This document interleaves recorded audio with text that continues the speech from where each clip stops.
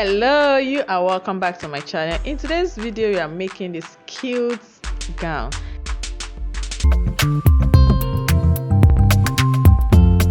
So the first thing we are going to do is to measure 9 inches down. That will be for the half length.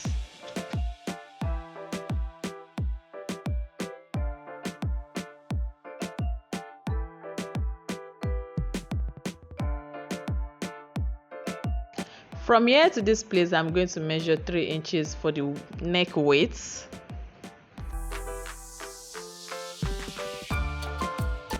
And the depth will be 2 inches.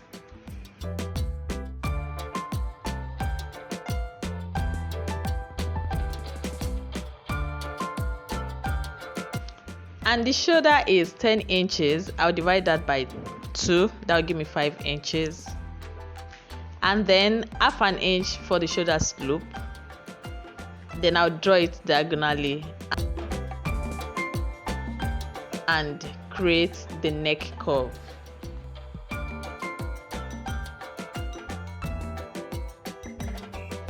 Now from the shoulder slope, I'm going to measure 6 inches for the armhole.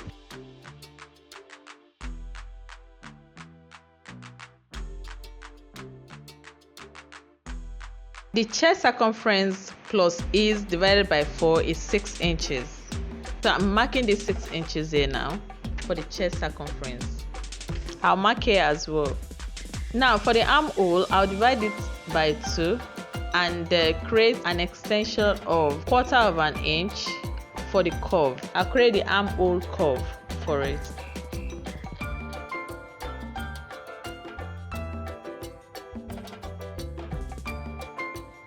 And then connect everything together and add 1 inch for the hemming allowance. And half an inch throughout for the other ones, then cut out. Okay, when open, this is how it's going to look like. Now to cut the back, I'm going to use the front pattern to cut the back. So I'll be tracing it out. In this case, I'm not coming in, okay? I'll be making a straight line, then just slightly curving the armhole. Only the front will have the inner depth for the armhole, while the back still remains the same. So I'm making it exact measurement, but the difference there is that I'm going to extend that shoulder slope by half an inch.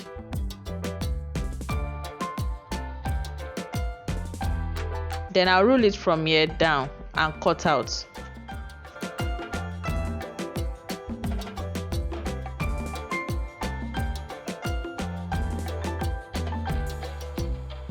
Okay, the next thing is to pin on fabric and cut. Make sure your fabric is on fold, and then if you are using a lining, so you can as well cut at once to save time. Here I've cut out 46 inches long for the gathers. That's my chest circumference multiplied by 2. And then for the length, that's from the waist to the knee length, is 13 inches. Then I will add about 3 inches for the hemming allowance. And then I can cut out. All the fabrics are cut out, so let's get set for the sewing part. Here I've pinned all the half lengths together. I'm going to sew the shoulders together. Note that I made this fabric ×2. One will serve as the lining, while the other one will serve as the main fabric. And the next thing is to also sew the neck, and then I'll sew these edges and leave exactly like 3 inches for the belts, and then followed by the armhole. Okay, so let me go and get that one done. Okay, so this is it. As you can see, I still left this place open.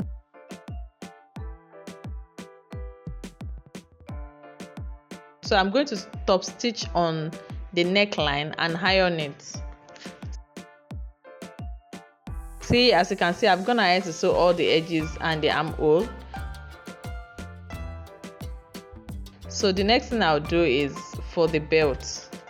Now for the belt, I measured 36 inches long and 8 inches wide. By the time I fold it, I'll have like 4 inches minus half an inch for the hem allowance. Then I can just cut out a triangular shape on the edge and sew.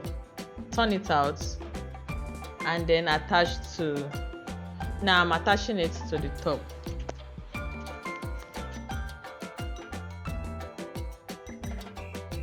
Okay, so this is it. I'm done putting the belt on the half length. Now this is the back part of the gown.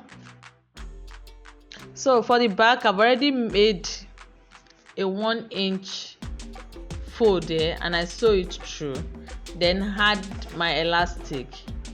Okay, let me explain that process to you.